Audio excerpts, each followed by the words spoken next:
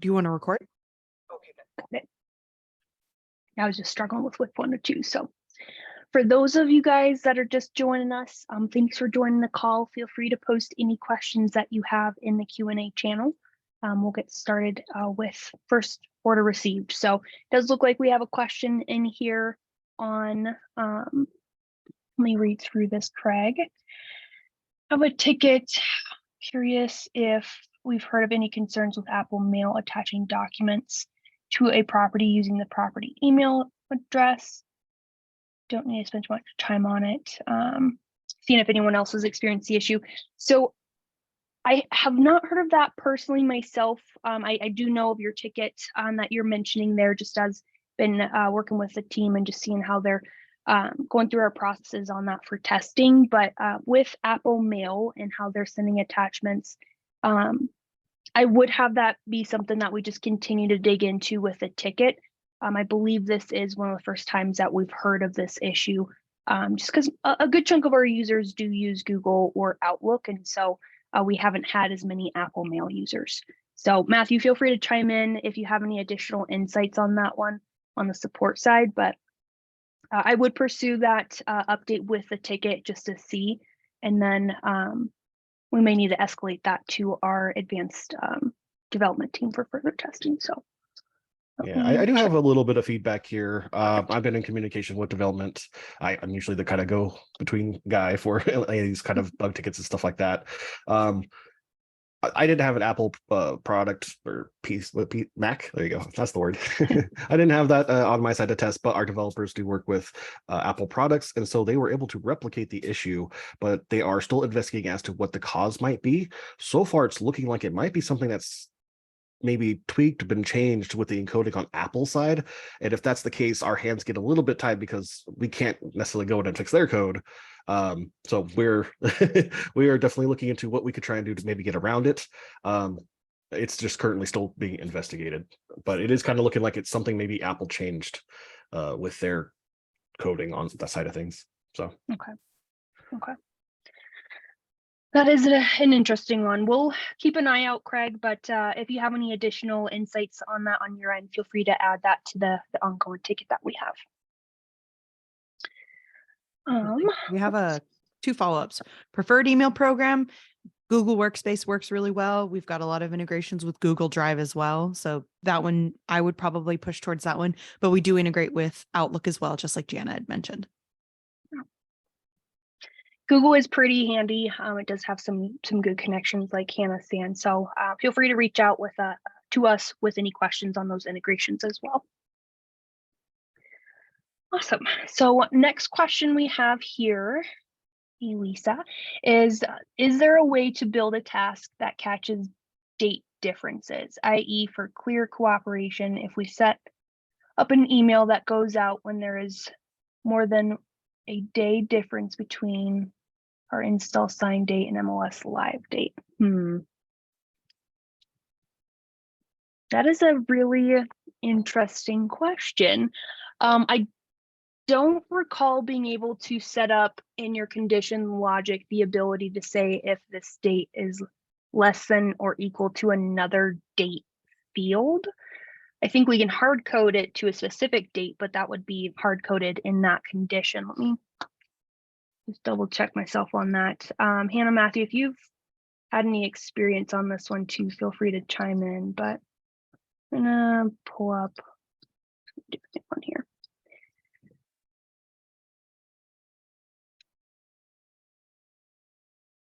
Yeah, we're gonna keep it up for now. This would be. I'm wondering if you could set a condition on it, but I'm trying to think of what condition you could use. You could probably use like a number field, but I'm trying to think of how that number field would relate. You know what I mean? If we're talking about it being on if we're talking about it being on the scale account. Yeah, I think at that point, you would probably need to have a drop down field to say, there's a 1 day difference. I don't know how we would be able to do that with condition logic necessarily, just because right now with these operator values, I do have the ability with a date field to say, you know, is greater than or equals to, but it's going to be a hard-coded date. Now, this one I have not played around with that much. Well, Worth testing, but I still wouldn't be able to put in the 1 day difference. So we'd probably need to look at alternatives there. I would be thinking too, like, how is it that these dates are getting scheduled? So you have the initial sign date and then the MLS live date. If you're using like a date template, let's say, and it's where you put in the value to say, well, we signed on this date and MLS is going to go live. We've projected it to be 30 days, right? Let's pretend that that's the world that we're living in right now. I'm wondering if you could use a number field instead of a date field and say, as long as it's greater than 1, then this email needs to go out. Do you kind of know what I mean? But if that MLS live date is a manual date that's entered in every single time, then that wouldn't work.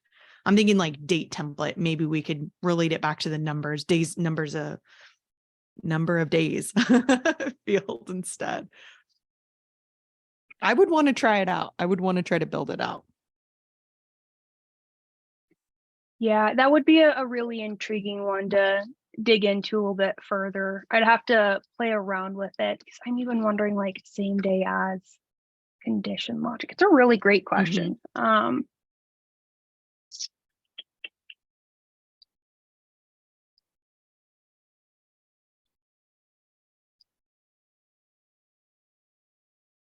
Add it in, see if it does it. I'm really curious.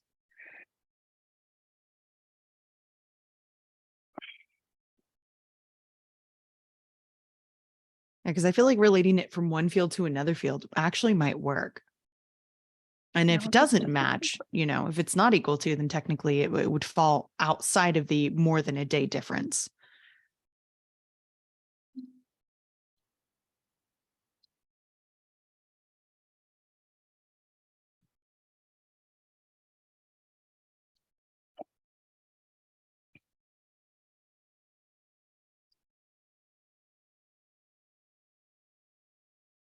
Okay, so let me apply this. I just want to test this theory because potentially if this does work,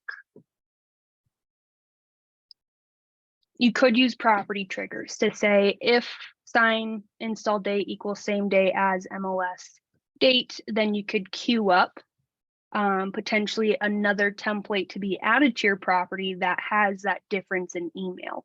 So it would be a slightly different setup. Again, we'd have to use a property trigger with conditions to say if sign date is equal to MLS live date, then go through and add in the appropriate template that includes that email that you're trying to send out. So I'd probably play around with a variation of that, and then feel free to reach out to us in support with any follow-ups. We'd love to dig into that one a little bit deeper with you and just go through potentially any additional strategies. Really, really great question. That got me stumped a second. Any follow-ups on that one? Check. Maybe set date.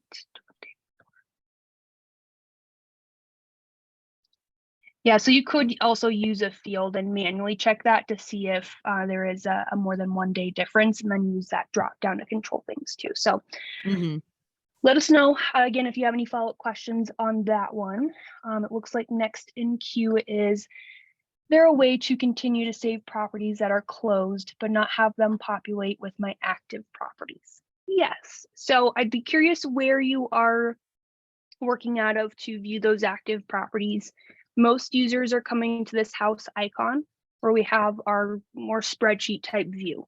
And so with this house icon, I'll call it property view, we have the ability to create tables and segments in the system. So with tables and segments, I may have a couple of different lists that I need to check throughout the day, throughout the week. Maybe I need to pull up just my closed properties in my system versus all of my properties or all of my pending properties. So with a table, let's say I want to look at just closed buyers, I can select that table and it's going to update with whatever filter parameters I created for this particular table, closed buyers. So as I made that selection, you can see that this table changed. and I'm only seeing, these 3 closed buyer properties. So you could create a couple of different tables and segments to create new all closed properties. You just kind of create the shell of that table, and then you can go through and update the filter parameters. So in this case, I'm just going to remove buyer. I want to see all properties with the closed status, and that's all I want to see. So that is my updated filter range. Now, what if I wanted to take that a step further, see all of my closed properties 2022? I can create a segment. So segments live in the table they're created under. So that may be a good option for you, where you could create a all properties bucket and then segment things down, or you can create a table for all of your closed properties and then one for all of your pendings. That way you can use segments to say, I want to see all of my closings this week for my pending properties. So that would be my recommendation if you're working out of this view. One other thing with your tables and segments, again, filters here are going to save for the table that we are under, or segment that we're under, but also those table columns. So if you want to have different columns populate for your closed table versus your pending table, you can. So I would keep that in mind. If you ever want to change those, just click on table columns. It will pull up this list. What's on the right-hand side should show what is available in your current table, and then any additional fields that you want to add in. Let me know if that covers your question, or if you have any follow-ups with that. I'm trying to think if there would be any other way. So when you're looking at your task and trigger pipeline, you can also filter down based off of property status. So that may be beneficial if you want to look at all of your pending property tasks and then switch over to all of your closed property tasks you do after the fact. Let me see if there's any follow-ups there. Did I miss anything on that one, Hannah? Double checking. No, I think that's pretty clear. I think I would say for the tasks, if you're using the task pipeline and you want to see it, I always suggest starting to take a look at your tags and tagging those closing tasks as closing tasks, or maybe using color coding for them as well, because just having more organization with your tasks and having those filters can make it a lot easier for you to go through and make, little bite-sized chunks for yourself and your teammates. Yeah. No, they definitely save quite a bit of time, and there's a lot of great strategies around those different filters too. So let's see.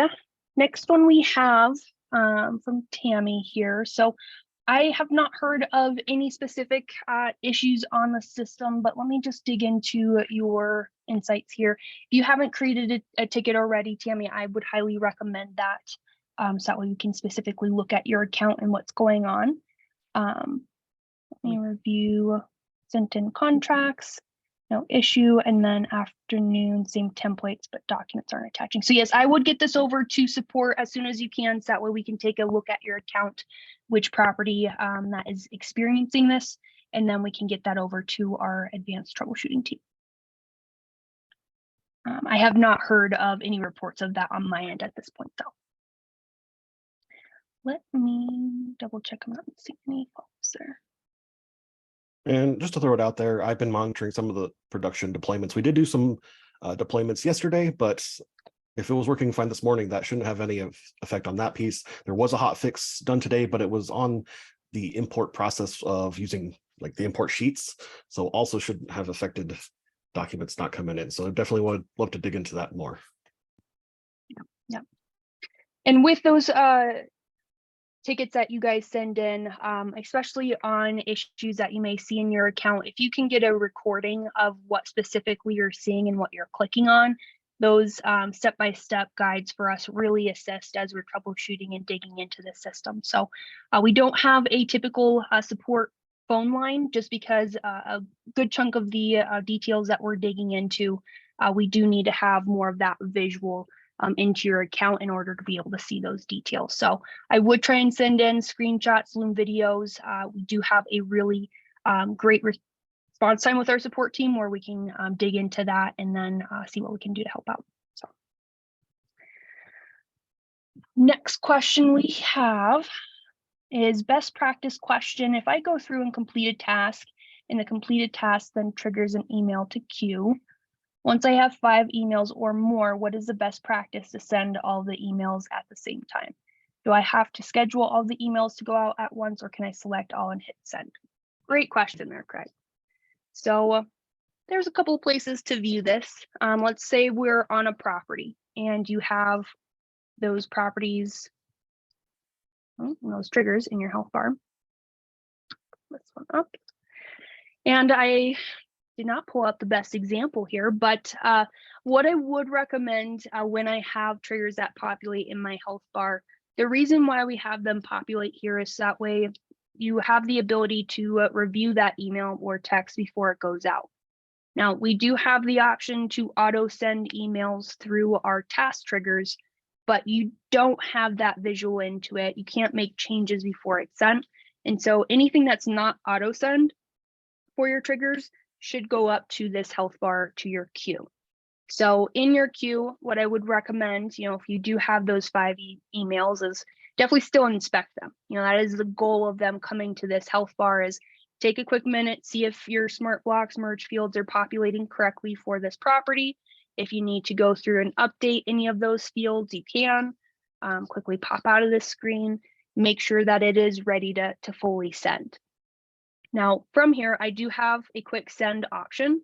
I also have the ability to select trigger, and I could schedule those to go out at a specific time. But for me, in my typical best practice is it saves me time and energy to know that, okay, if I inspected this email, I've approved it to go out, I'm going to hit send right then and there. I'm completing that loop before I move on to the next email. And I think through the body of that message and what I may need to change. It's just how my brain works. After 5 emails, I may double check myself and be like, did I miss this one? Did I already check it? And so I oftentimes find it to be easier just to close that loop and hit send right there. But again, you do have the ability to schedule those to go out together if you needed to. So that is an option under the property and your health bar. You also have that ability if you are on, I think, Pro and Scale plans with your trigger pipeline to be able to inspect, send, edit, and schedule those triggers here as well. Anything else you're seeing on your end, Tiana, with that in implementation? The dashboard could also be another use case. If we wanted to, see what triggers needed to go out.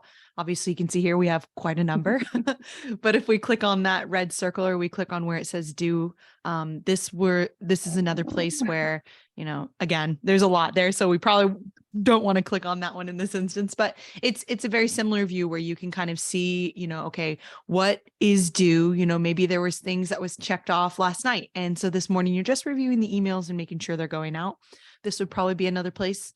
Especially if it's just a quick review, they're good, send them out. And then the task pipeline as well.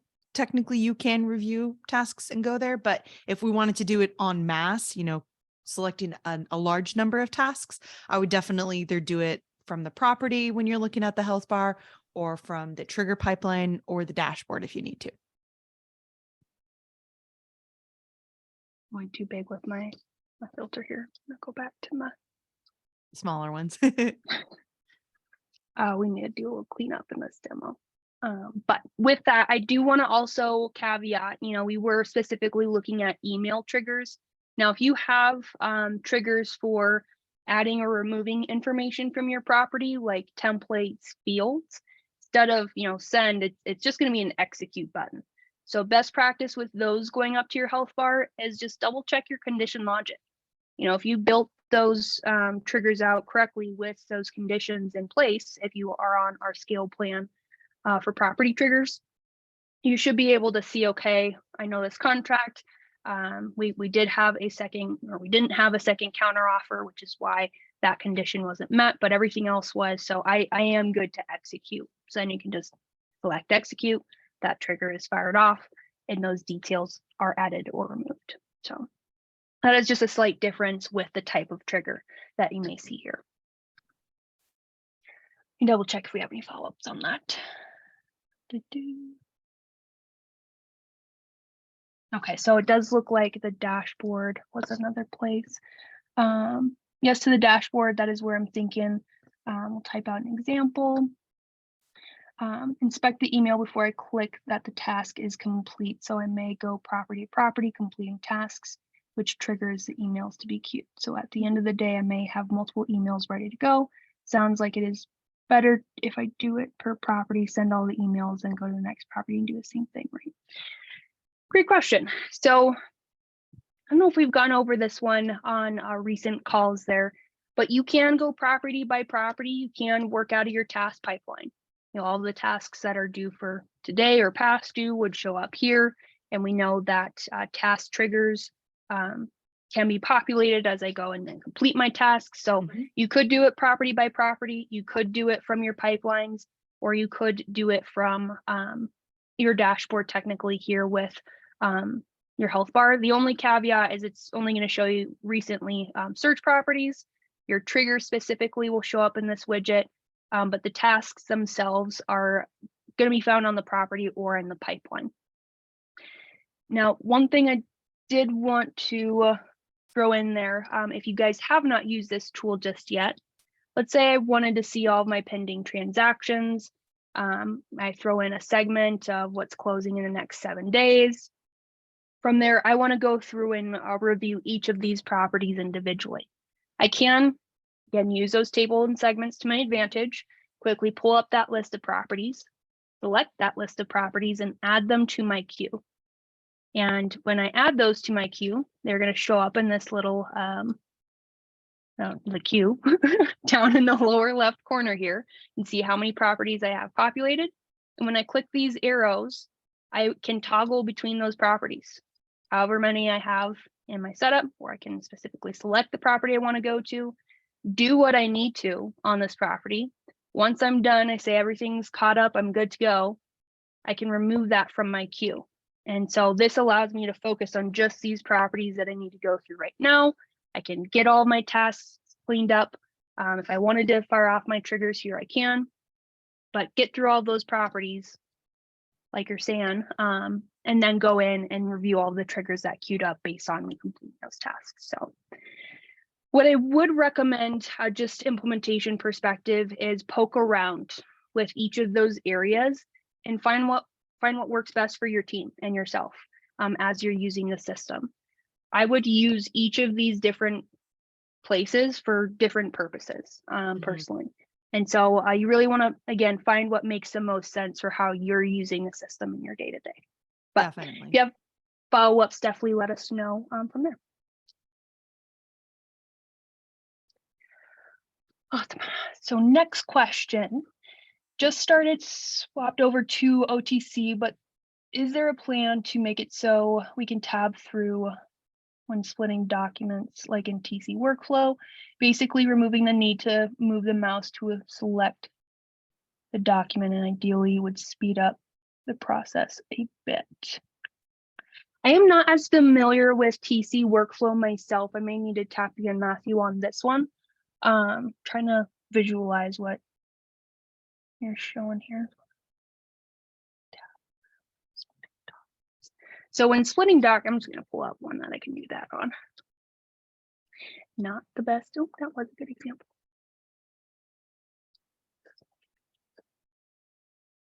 Okay, so when splitting documents in open to close, I have this button here for split, which should pop open my screen, where I can then tell the system what page ranges that I want to split this out to.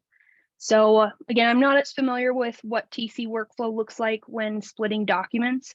If you wanted to potentially send in a video with how you're viewing that into our support team, we can take a deeper look. Otherwise, Matthew, do you recall what that process looks like on? Well, I'm a little fuzzy on the TC workflow side with it, which is specifically splitting documents. But if you press tab right now on this you're in from, if you press tab, what happens? Is it jumping you around? Okay, so that's kind of what I was thinking. I was thinking maybe that there's an issue with that piece of it, with it not being able to tab through. We might tab down, it tabs to next. Yeah, even shift tab goes back. Yeah, I might need to see a little bit more on that one then. Yeah, I was thinking maybe just the tab wasn't working at all. Yeah. Naomi, if you can send in a video with how you're doing that in TC workflow so we can get a better visual comparison. Love to dig into that one deeper with you just to see if there's a way to get a similar process in open to close. Looks like you had a second question on that post as well. Outlook calendar plans to view calendar in OTC. So Outlook, Google, that should be included on all of our plans. Let me double check that. Well, if you're looking at the global calendar inside of open to close, currently is only the Google Workspace.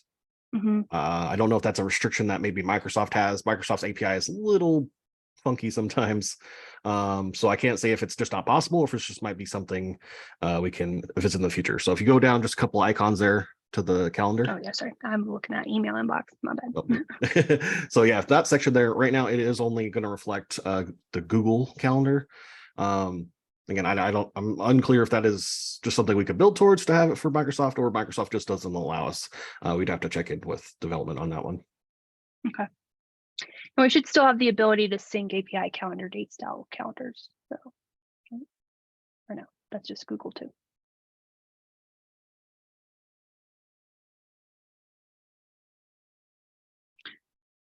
We'll circle back to that, but feel free to send in a ticket with what you're seeing there on the TC workflow side, and then we'll dig into that one further. Next question there, can we turn off remaining the placeholder when naming the document? Yes, so if you come into your account, to your gear icon, you should see global settings, bottom of this list.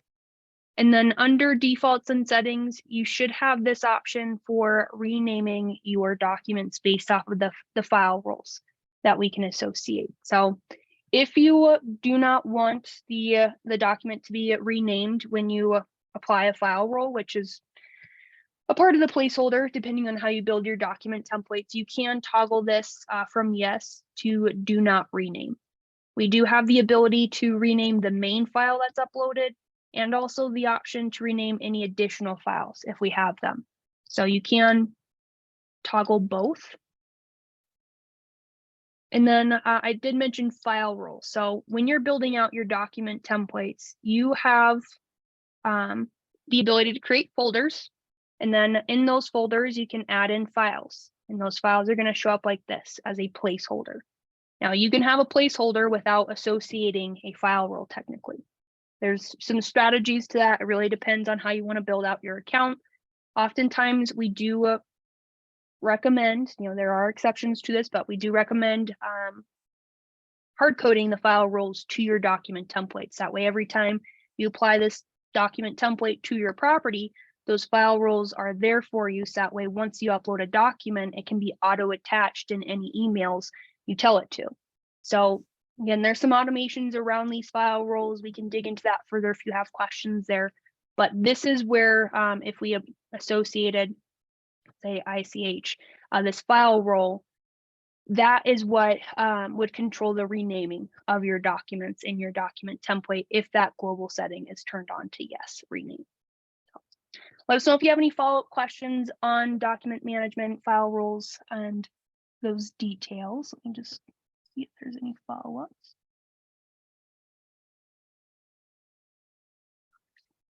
Okay. And then next question, any way to get the gray bar with documents attached above my email signature? I have so many email responses saying I didn't attach the documents when they're just in the gray bar. I need to move this because people don't look below the email signature. How do I do this?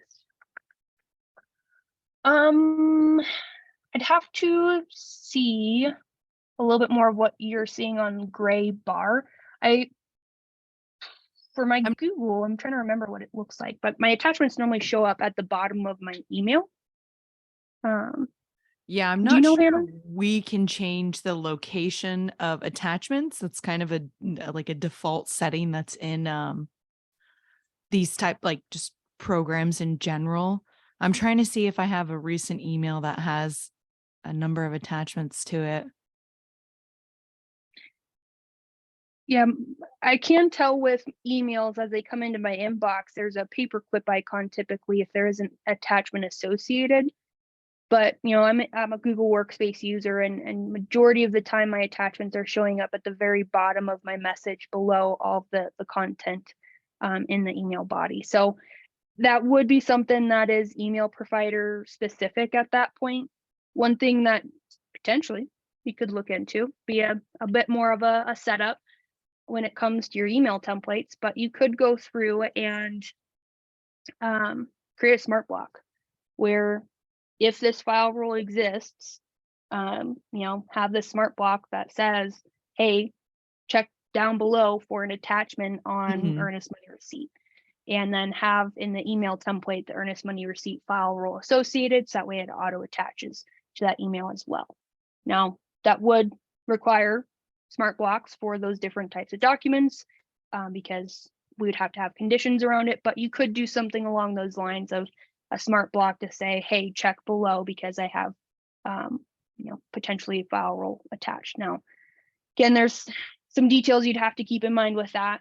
You may potentially just even put in your signature, an advisory of, hey, please check below for any additional attachments, kind of thing.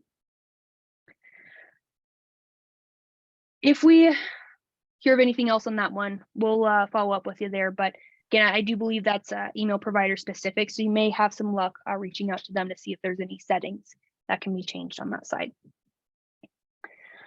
Next question. Sorry, real quick. I don't want to interrupt you. Just to throw it out there too, because I see one of Tammy's follow-ups here towards the bottom about the size of files. That can make a difference where it becomes a link rather than an attachment. And it is a little bit dependent on the email provider. With Google, we can allow up to a maximum of 50 megabytes for individual attachments, but if the total size of the attachments are over 5 megabytes, that's where it will become a link. Otherwise, the email ends up basically getting blocked. For Microsoft, it's even smaller. They only allow 3 megabytes before they have to be converted into links in the email body. So it's kind of a restriction with the API on those ones. Yeah, that was really good. Thank you, Matthew. I did not know that on the size difference there. So with that, again, I'd probably still lean towards potentially just having in a advisory in the email body to check below for those email attachments.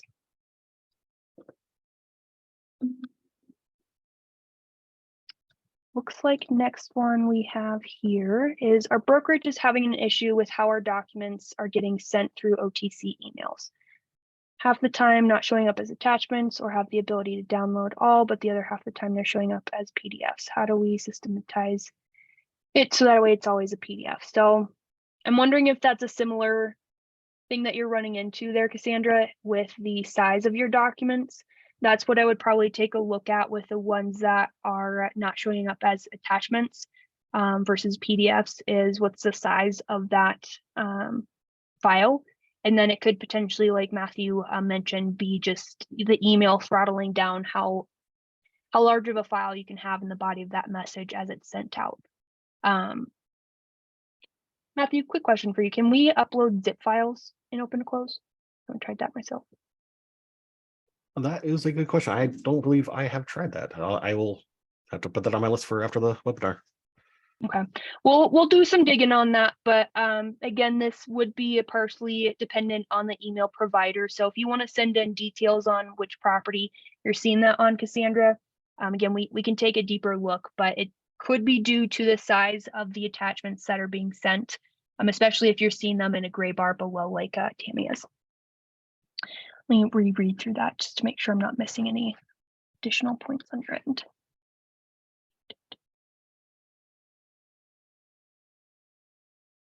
The ability to download all.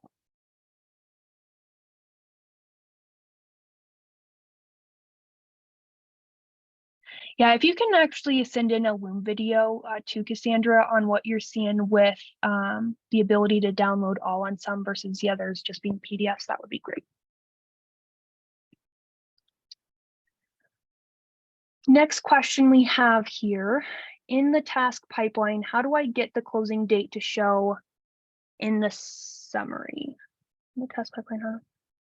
Often I want to change the due date on the fly, but it often depends on the closing date, and I can't see that in this view. I may be able to see it in this view, but I can't figure out how to turn it on. So that could be due to the pricing plan that you are on. With our different pricing plans, there are certain features that as you start to scale your business, you're starting to use more of those automations. We're going to start seeing more of the need to kind of turn those on. So with this right now, when I pull up my task pipeline here, when I look at my card, I see a lot of different buttons and details. That is because this funnel icon, I have all my display options selected. So I am on the scale plan in this account, which includes task conditions, property triggers, and also some additional buttons here. You may see something different in your account. So if you come to your task pipeline and this is all that you see on your cards, the first thing that I would do is check your funnel icon and see if you have all the checkboxes here selected that you can. I'd have to double check. It's been a minute since I've checked the premium plan on which options show up. But if you're on the pro plan, I believe it's these 4. Let me see if I can confirm. If you can double check that, Hannah, that would be great. Definitely. But with this, again, as we start to need those new features and they are turned on, we have more buttons, more automations that we can use from this screen. And so as I'm looking through your question here, quickly being able to update the closing date for one of your properties, I can do that from this screen. There's several ways to do that. First way is to just click on the house icon. It's going to open up my details panel with all my fields. From there, if I just need to search one specific field, I can click on my magnifying glass. And in this case, type in my search result, which currently I don't have a closing on this one, but it would pop open any fields that match those parameters, and I can quickly update them from here. So that may be an option for you as you're going through and making updates to your account. The other thing that you can always do, I do often, is have multiple tabs open. So maybe I do need to come in. I don't have the additional buttons that we see here. I'm more limited to this view. I can come in and have a secondary tab open. I know I need to look at 12280. So I'm just going to search for that 12280. Pull up that property, and then Control G. I can update my closing date really quickly. So takes 3-4 clicks to get to this screen versus those buttons, but that would allow you to quickly toggle over, update that closing date. Once it's updated, you can refresh your columns so that way those cards update as well. Otherwise, if you just need to reschedule one task that is based off of closing, not every single task that's based off of closing, you do have just drag and drop. And when I drag and drop, you can see that my dates update. So that may be beneficial. Again, if we find that it's easier just to update this one date to the date that we know it's due. Maybe it's tomorrow, maybe it's in 2 days, or maybe it's today. So let us know if you have follow-ups on that one, Tammy, and we'll go from there. I can confirm that on the pro plan or on the premium add-on plan, it looks exactly like the pro plan where we have that priority trigger buttons, trigger assets, assigned to, and property options. So the only one that's not going to be there is going to be the task conditions because that's only on scale. On premium plan, V1? Premium plan 1, yeah, it just doesn't have that task conditions. That's all. Okay, I would definitely check that funnel icon then, Tammy, because that's what I would recommend and do personally is use these buttons down at the bottom because that, can toggle this here. So thanks for checking that, Hannah. Appreciate it. Yeah, no worries. Awesome. Next question. As a follow-up to the tables and segments, is there a way to filter the task pipeline based on the type of transaction? Let's take a look.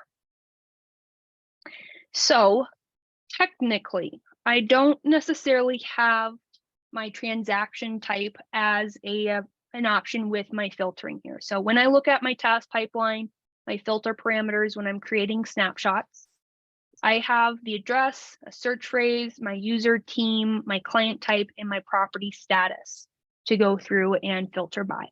So custom fields can be a little bit harder to filter when it comes to this view, but there are workarounds. So potentially what I would recommend is, depending on how you built your templates in the back end, if you have a separate task template for your residential resale tasks versus your new construction tasks, you can go through and either color code those templates. So that way all of the tasks that relate to residential resale are green and all the new construction are in yellow. That would allow you to filter down based off of color. Now, color, I'm more limited. I can only assign or associate one color to a task at a time. Tags, on the other hand, I can have multiple tags applied to a task. So that way, if I wanted to come in and quickly visualize what's going on here, like this task number 2, I can see that this relates to my appraisal, my closing, and compliance. These are three tags that I have going on. So tagging may help, again, if you have different task lists for the type of transaction that you're working.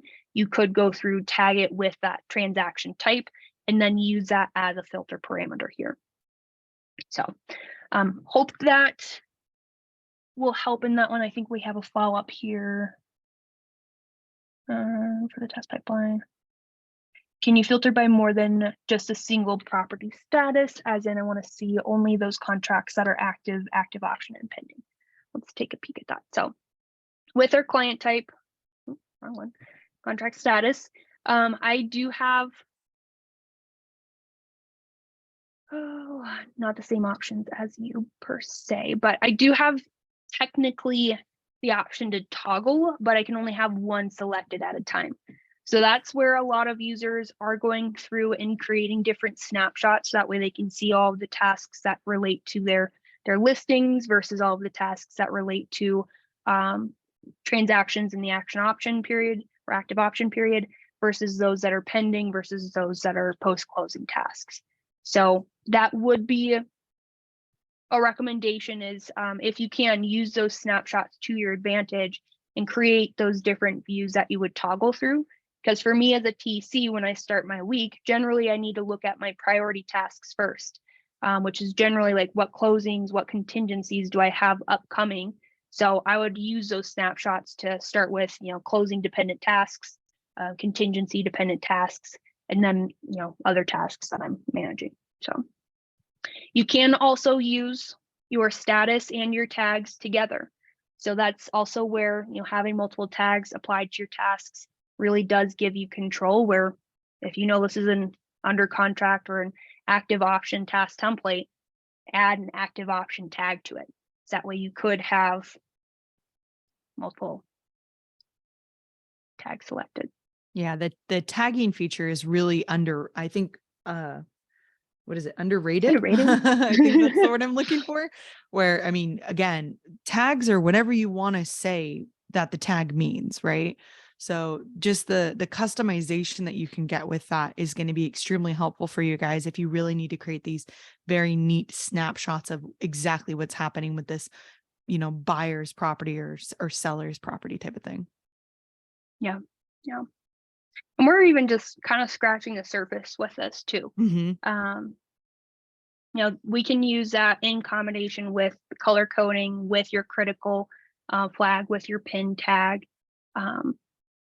even with, triggers that are due, we can pop those open really quickly. So there's a lot of functionality throughout the system, and kind of going back to what we said earlier, as well as what is the strategy that makes the most sense for your team specifically.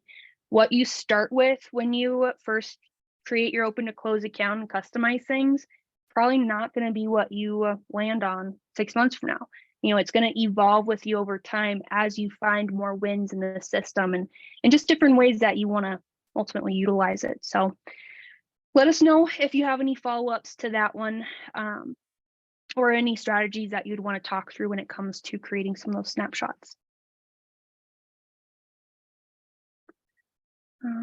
Next one we have here, plans to have missing count showing at section folder header.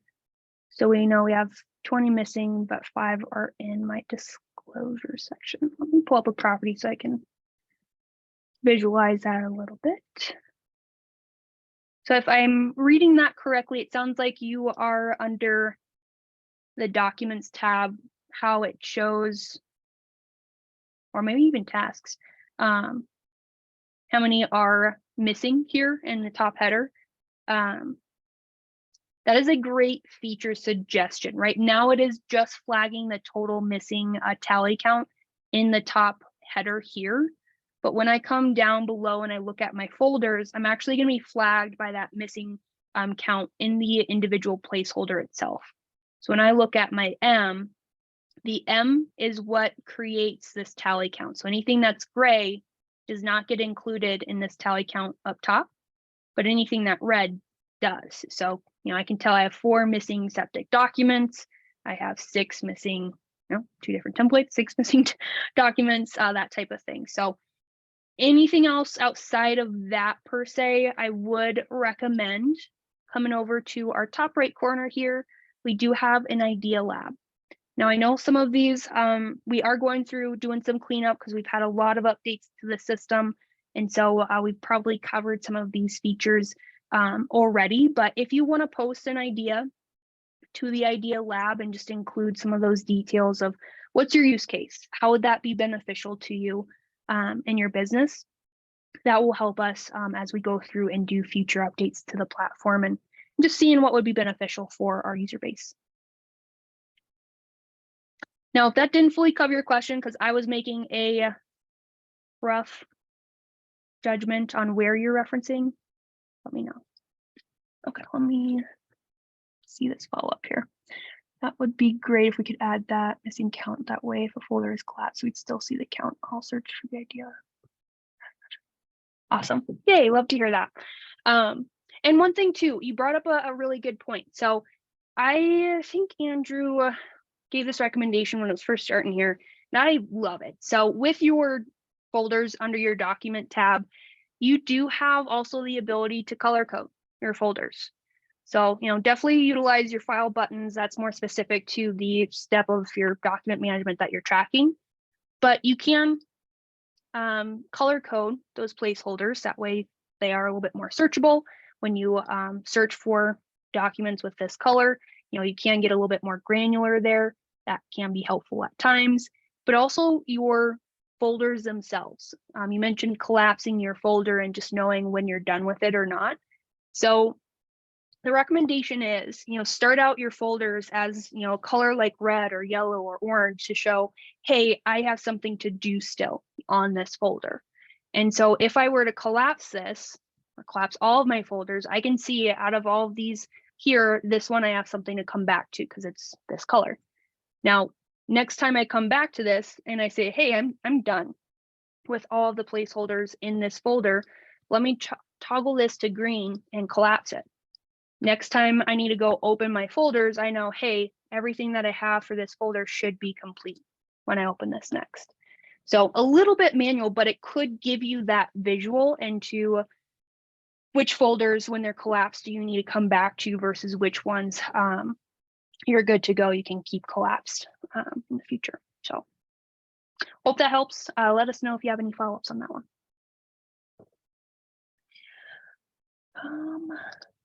Calendar syncing on that one, Tammy, I would, if you haven't already, include that in your ticket to support so we can take a deeper look. If you can include the property that you're seeing that on too, that will be really beneficial. And no problem on that. I definitely know when you're running into system issues like that and just seeing what's going on. Please know, like we are definitely here to help.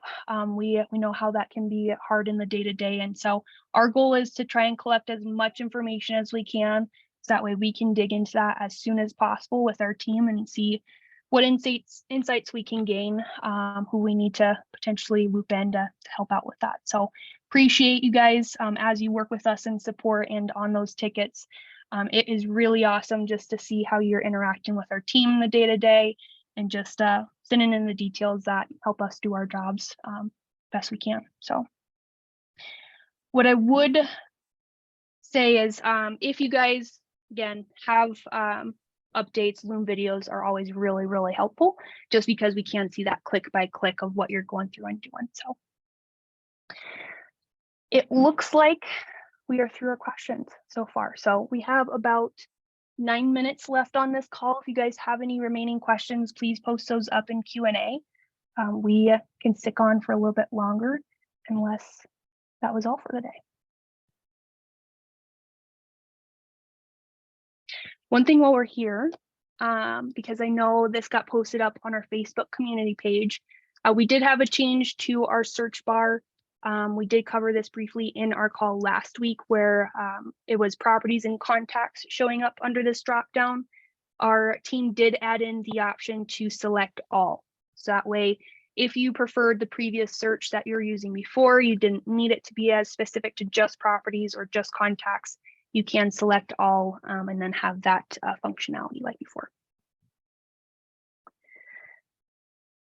Okay, looks like we do have a question that came in. Can you go over creating tables in Agent Portal? I can do it in my account, but not here in the Agent Portal to show my agents. Yes, let's take a quick peek. It's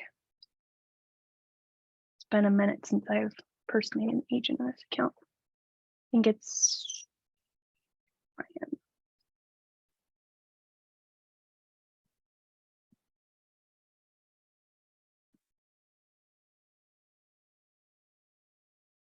okay.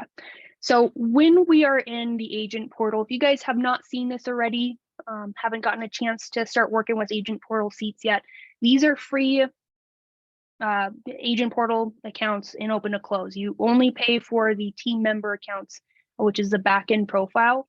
This portal is going to give a lot of insights for your agents. They can, if you give them the option, submit intake forms through their portal, but they don't have the ability to complete tasks, fire off triggers, upload, well, use the system the way that you guys can as team members. So there are some similar functionalities like our tables and segments. The main difference is our filter criteria. They're not going to have as much capabilities on their end because they're only looking at the properties that they are assigned to. So with this, when you come into your portal, if it doesn't default here, just click on your little house icon. You should see any existing tables or segments under this dropdown. I would start with your first dropdown here on the left. This is your table.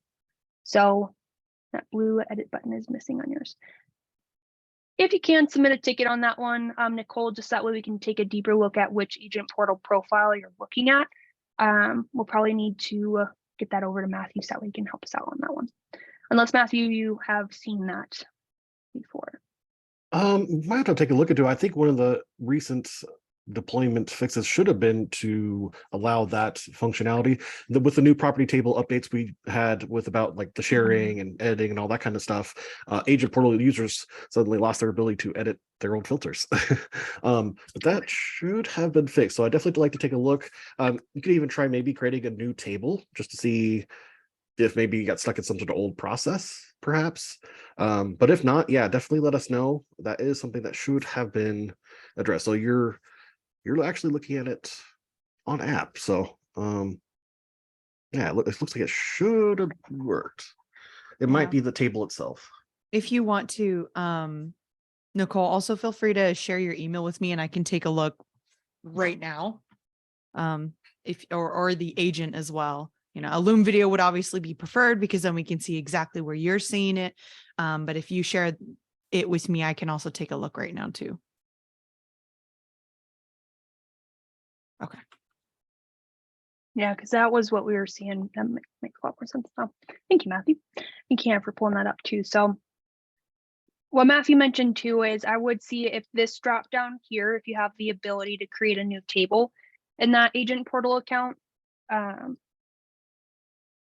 I would see if that new table gives you the ability to edit those filters. So we'll wait and hear what Hannah said, but while we're working on it, let's go through some options. So client type, if I want to look at all client types, I can, or maybe just narrow down to buyer or seller specific. Which agent would this be?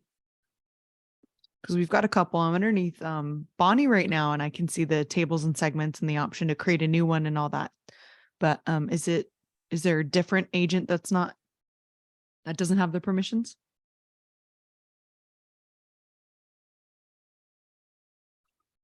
Just for edit Bonnie. button was missing. Oh, okay. Let me look again.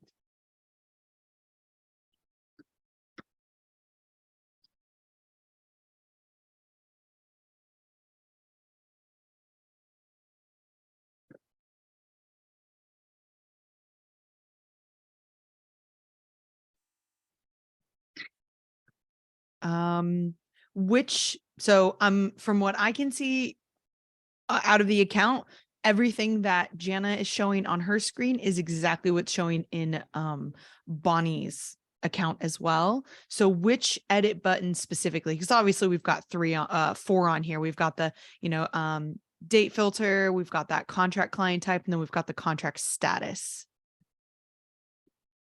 No worries. No, you're good. As long That's as it's good been news. fixed, that's all that I care about. We love fixes. Yeah. Yeah, It's no, a good there's thing to know that it's good, that it's working as intended.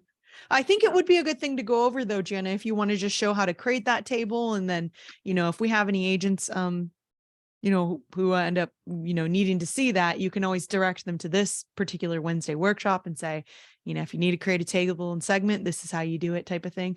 That way, because, when it comes to creating tables and segments for agents, it's going to be creating that for each individual agent, right? So having them feel empowered to create their own tables might be a good thing for you guys.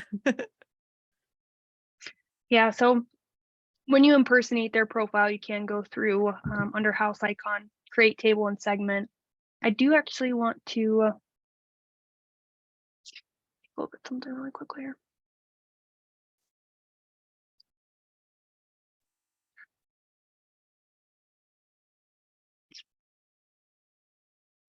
So,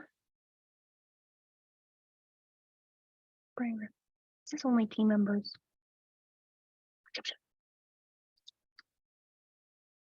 Well,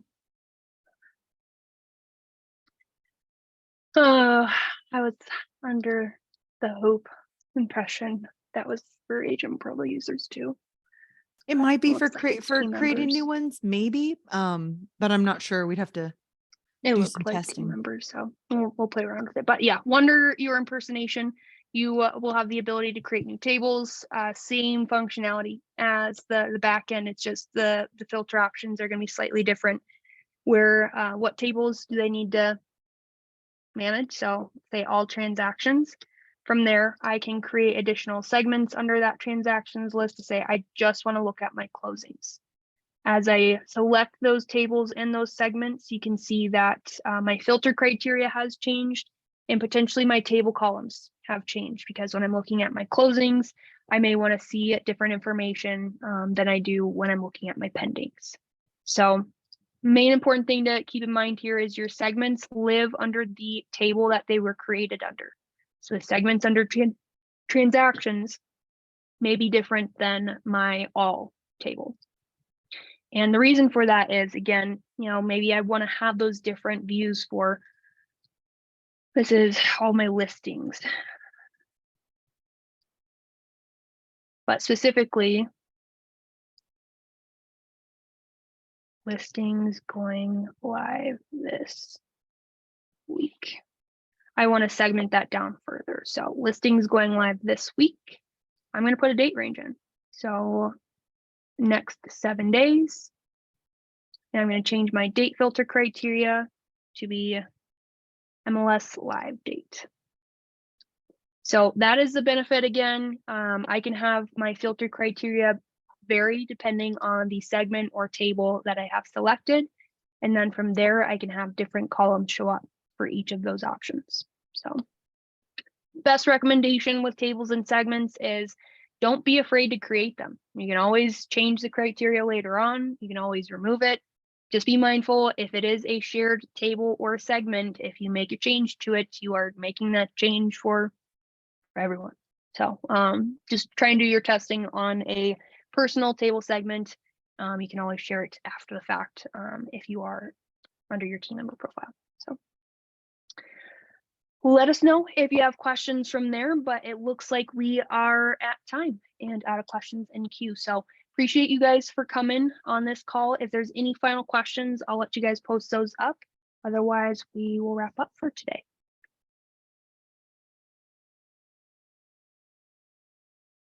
Awesome. Well, appreciate you guys for coming. Hope you have a wonderful rest of your week and hope to see you next time. Thanks so much.